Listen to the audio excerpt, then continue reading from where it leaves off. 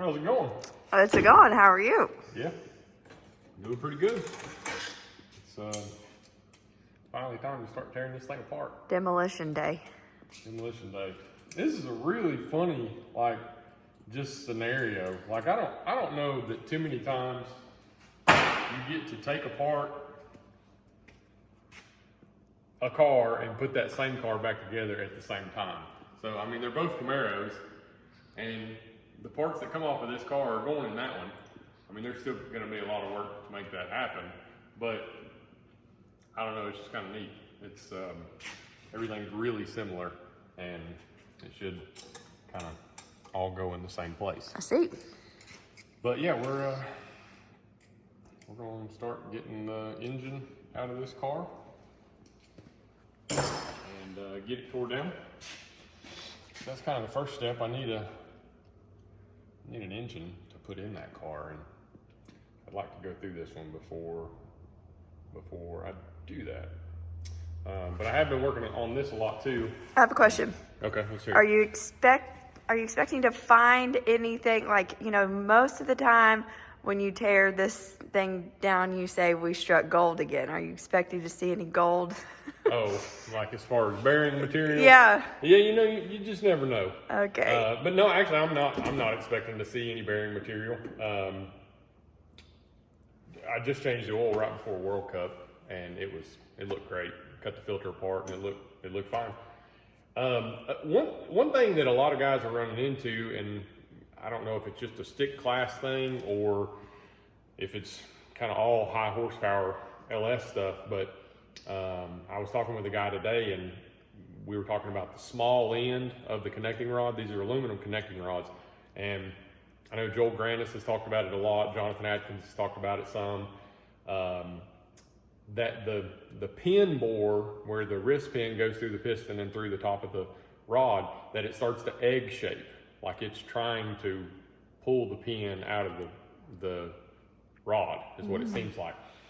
And a lot of guys aren't getting that many runs before that happens to their connecting rods.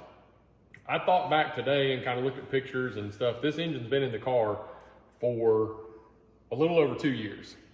And I think, best I can figure, there's probably about 100 to 120 passes that we've made with this engine. And two, as I was looking back through pictures today, I actually street drove it a lot with the aluminum rods. I mean, we went to car shows. We did the Christmas parade twice. We are not doing that again. Yeah.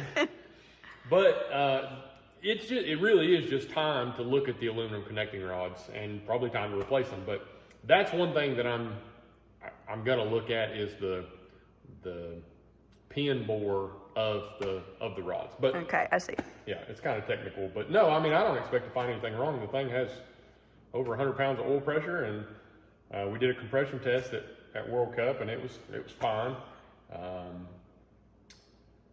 Yeah, I mean, I think a few little things here and there. I mean, I'll probably get all the valves checked and put new springs in the heads, probably do a valve job. We're gonna hone the cylinders out for the new pistons and put new rods in it. And I think I'm just gonna go back together with it how it is. I don't really plan on upgrading much other than the pistons that are in it. I've never been happy with, but we'll, like I said, we'll get a new set of Mahle pistons to go in here, and it should be ready to go. Okay. But we're gonna get that tore apart.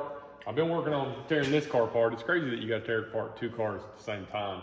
You'd think one would be going back together, but that's not the case. As I said, I don't like red. I can't do red. So all the carbon work in the back, I took it out today, because once I get all the welding done, all the tabs where they need to be, I'm gonna paint the whole cage, all underside the car, all the engine bay, just paint everything. But before I can do that, I mean, I've got to get the engine in. I've got to put the motor plate brackets in. I got to mount the turbos and see where they're going to be mounted. I got to do a lot of just kind of mounting of stuff before I can even sandblast it and paint it and get it looking good. But you can see all the stuff I took out back here today. It's like it almost looks like a race car or something back here. It does. It's very cool looking. Yeah, it is pretty sweet. But got the carbon tubs out of it and all the carbon work that was back here. Took the fire bottles out. And pretty much the only thing left to do back here is just mount burn down tank over there. And then everything back here is kind of ready for paint. There's not much that needs to be done. I'll have to drop the rear end out of it, obviously, but. And then next on the to-do list, and that's kind of a big one, but the carbon roof. I got to cut all that structure out, and I'm curious to see how much weight I can get out of the car by taking all that structure out, because I remember on my car with the T-tops and all that structure that I cut out, it was like 70 pounds that I got out of it. So if I can get 70 pounds out of this car, it's already light, but getting another 70 pounds out would be awesome. Killer. So this, I mean, this it's gonna be a race car. I'm gonna trim every ounce I can of weight off of this thing. There was a lot of excess stuff on that car over there, and there will not be on this car. I mean, I'm going as far as just little bitty metal tabs, like stuff. I mean, I could point out a million things that I'm gonna cut off of it, but I'm just gonna drill out spot welds, and I'm cutting off everything that does not need to be on the car to go down the racetrack. And it's gonna be light. I mean, that's the class we're racing in. And yep. we're gonna be competitive next year. That's the goal. Heck yeah, that's the goal. So I'm gonna get the silver one took apart, get that engine tore down, and see what we need to do to get the engine put back together. Steven likes your rear end. Yeah, he's checking it out. He was. We'll have to give him a hard time about that. That's I don't know. That's kind of funny, man. But I like my rear end too. That thing's pretty nice. So we'll keep you up to date. We're gonna get that silver one tore apart. Okay.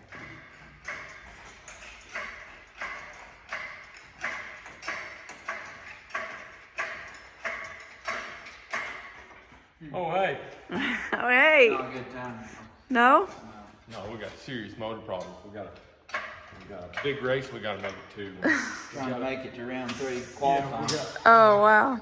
We're going to have to swap some rods into this thing. Just hurry, get tools, do something. Stressing me out. Everything's all right.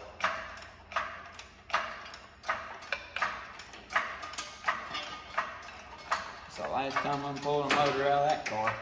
Don't say that. Why? We might. You never know.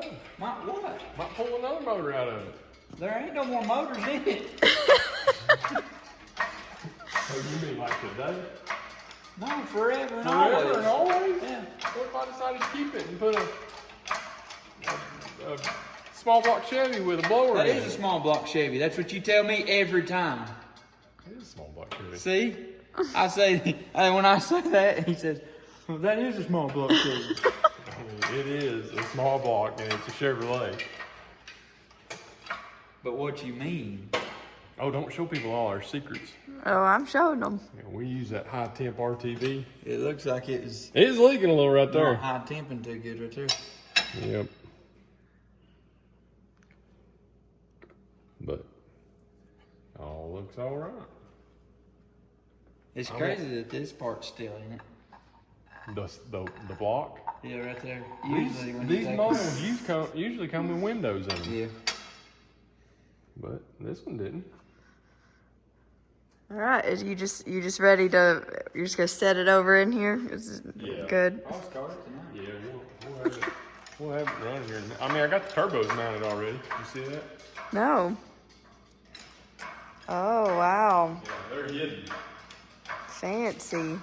I was giving him a hard time. Of course, he ain't gonna put them where they were on this car, because that'd be too easy. That'd be the same turbo kit and everything. Oh.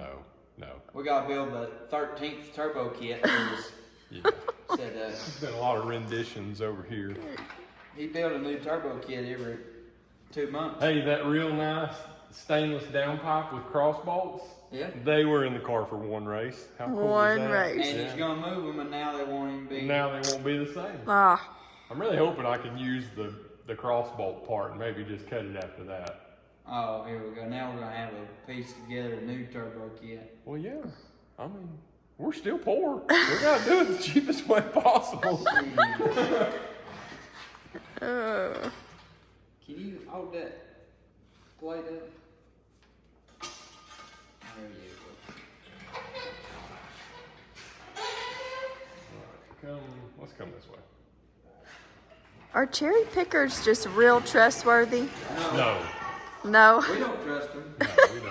But we'll lay under them and stuff like we do. Okay, go down.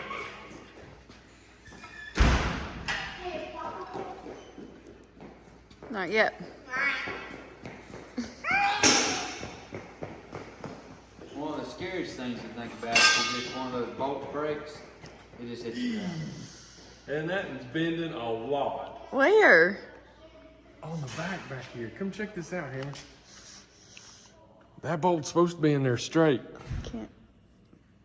You see that thing? Are you just trying to get it? Are you going to the ground with it? Yeah, we're just going down with it so it don't go to the ground by itself.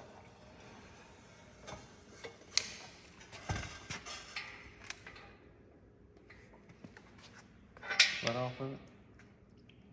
Oh, yeah. Yeah, that bolt's in there crooked.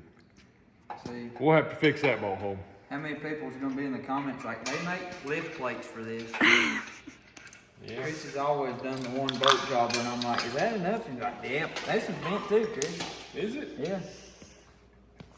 Sure enough. Well, Sure enough. my machinist buddy down the road, he always only puts one bolt in them, and he never has any trouble. He must use grade 8 bolts. Yeah, he probably does. But it's out of the car. Somebody come buy this thing. You've got, like, I feel like you've had some people really wanting you to tell them. I keep going like back and forth how I want to sell it, with or without a fuel system, with or without the transmission. I might keep the transmission. I might keep the fuel system. Or I might just go with a different transmission and go with a different fuel system. And I just, How much? I don't know. You said you'd think about it the last video. I know, I've been thinking about it and I still don't know. I think, I don't know, if it came with the fuel system, without the engine or transmission, or the electronics, I'm taking the Holly out of it. We're probably around the 15,000 ballpark. And if I leave the transmission, sure enough, you got, man, that's a thick Oh wallet. yeah, they know we're familiar with Steven's wallet here. It ain't got, it ain't got any thinner. Swap that sucker. The Ingalls Advantage card? That thing got $15,000 worth of points on it? Yeah. Man. Well, but if I leave the transmission in it, shoot, I don't even know how, I think these transmissions are like $45,000, so then the car will be for sale for $60,000. No shot. That'd be what you'd have to do That's what you'd have to do. to break even, yeah. I don't know. I still haven't decided how I'm going to sell it and what I'm going to take off of it, but You could be like one of them aggravating people on Facebook Marketplace says, make me an offer. Yeah. And then they don't never sell it. They just get all these offers just so they can go around telling people what they got offered for. yeah, I had a guy offer me $20,000, but I thought, nah, I can't sell it. I'm not lying you. I had a guy offer me a pair of boots and a laptop for my lawnmower. I'm not lying.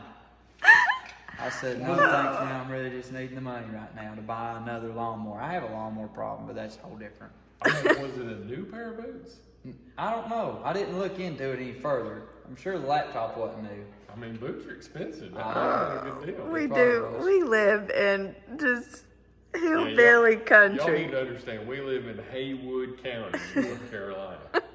That's all there is to say about that. All right, I'm gonna get this thing tore down. Okay. What you doing? Oh, just getting the top end of this engine tore apart. It's out of the car and it's disassembly time. So got the heads off, and everything looks fine right there. Oh, there is one thing that it kind of really surprised me. I was shocked by it, but Sharpie, you know, like Sharpie markers, Yeah. they really got it going on. I mean, Do they? whatever formula they're using as a permanent marker is working. Because check this out. I wrote the weight of this piston on that piston when I was balancing it about 2.5 years ago. Wow. And that is still on there. I mean, I ain't even tried to. Like, that's on there. That's impressive. I don't know why it's going on all the other ones, but maybe that cylinder just wasn't firing. I don't know. It went pretty fast on 7 cylinders, if that's the case. But everything looks fine. I have found one thing. I've got a couple push rods that don't look like what they're supposed to. So this would be a normal push rod, and you see that hole? Well, this push rod is closed up a little bit, and it's actually the same on both ends. So not sure exactly what was going on there. I'll probably have to get a few new push rods when I put this thing back together, but I haven't even looked at the lifters yet, but I don't know.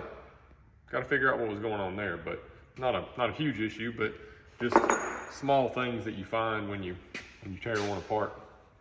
But I'm going to get this thing flipped over and get the rest of it torn apart and get some new pistons ordered, because the guys at Mahle have been waiting on me to get that information to them so that they can go ahead and get started on building the next piston for this engine. And yeah, they need all the measurements that I can give them. So I'm gonna get it tore apart. Okay.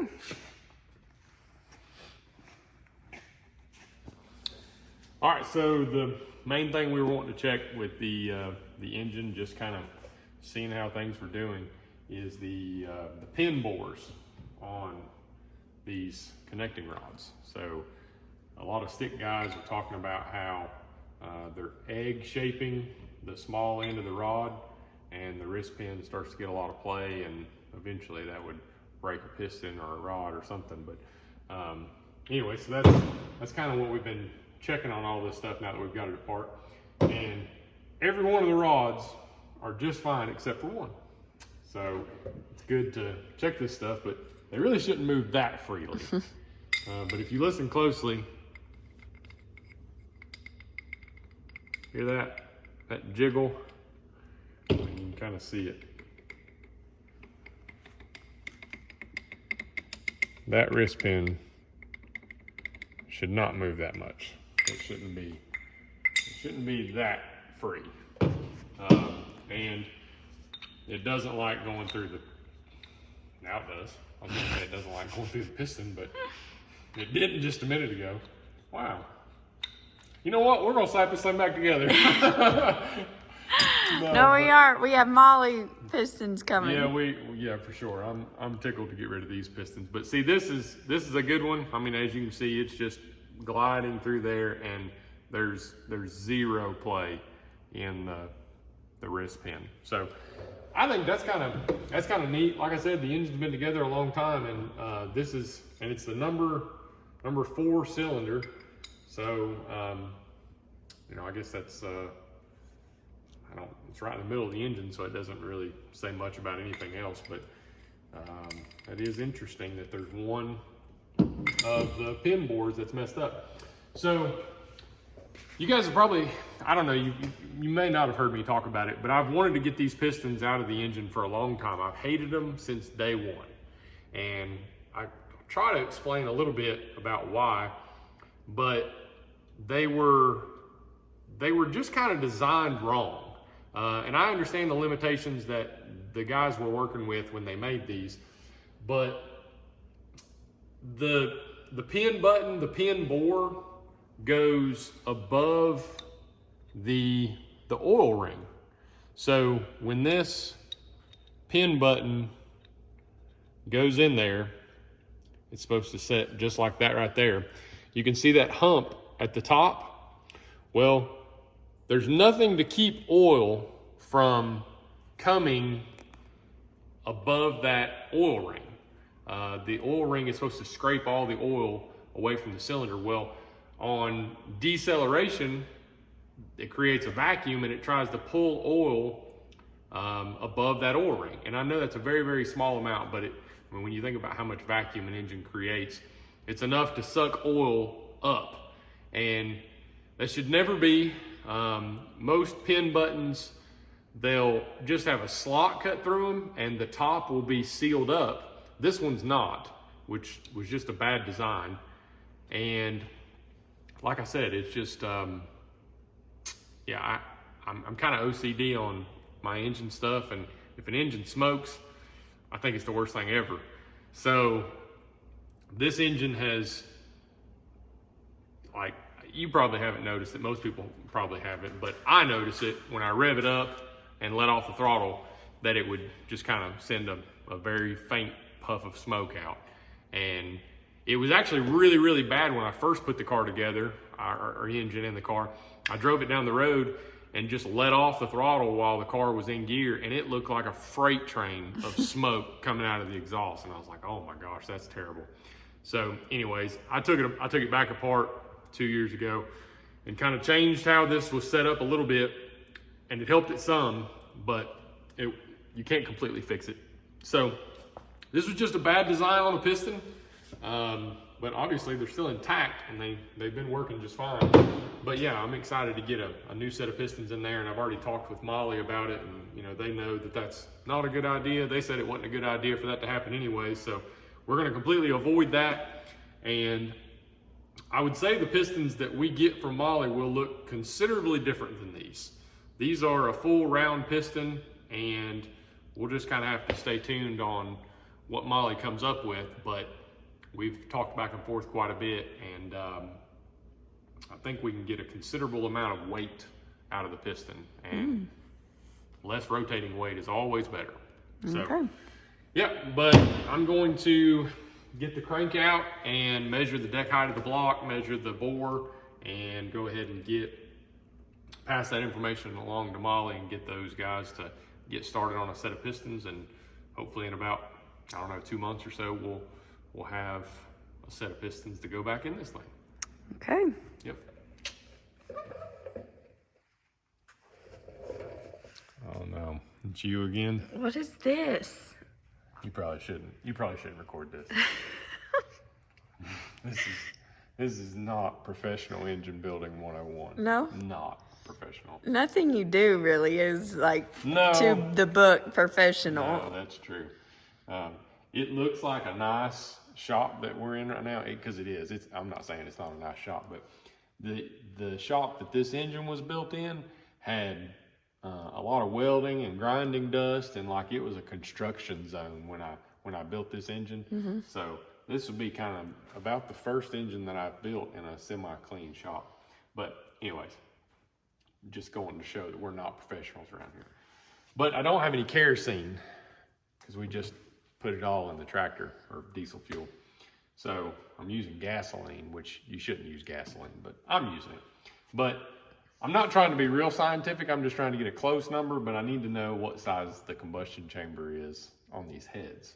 So we got a beaker here that's full of 100 cc's, and we're gonna pour it in there. And when it fills up, we're gonna stop, and it'll tell us how big the combustion chamber size is.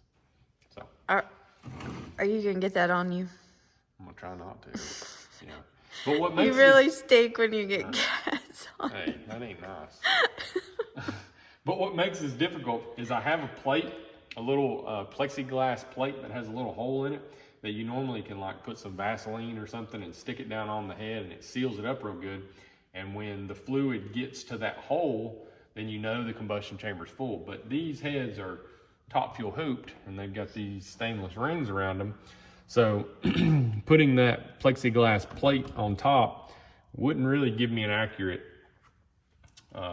measurement. So I'm just gonna freehand it and we'll see how it goes.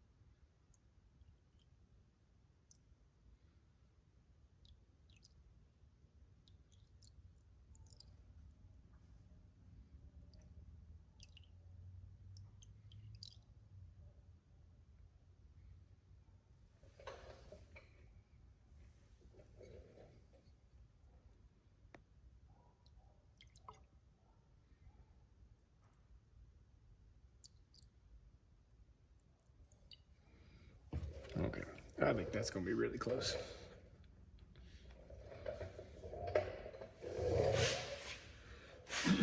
Why couldn't you just use water?